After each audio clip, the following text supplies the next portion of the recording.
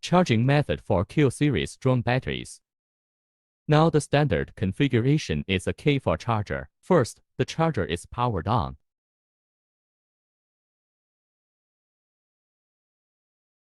After the charger is powered on, connect its XG90 plug to the XG90 plug of the battery. Then connect the balance head to the balance terminal of the battery.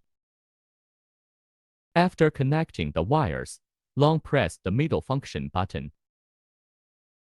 Then enter the task settings window. The task type, battery type, full charge condition, and number of battery strings have all been set up. If you want to make changes, by pressing the up and down keys, for example, selecting the first one.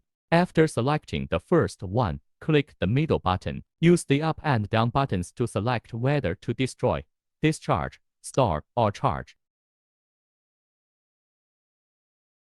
Next, we will choose the type of battery. Further down, you can choose the termination voltage for charging. Termination voltage of a single cell. Number of battery strings. Our batteries are all 7S batteries. Then there are two 7S batteries connected in series on the plane. Charging current. This battery can use 10 amps for charging. After selecting, press the down button. Pause the cursor over the startup and press once.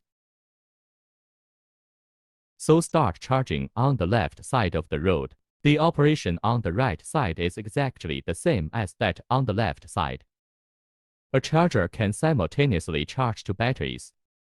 If the battery is not used for a long time, it needs to undergo a balanced discharge. Discharge the single cell to around 3.8 or 3.85 volts. Cannot perform long-term full power saving or low power saving.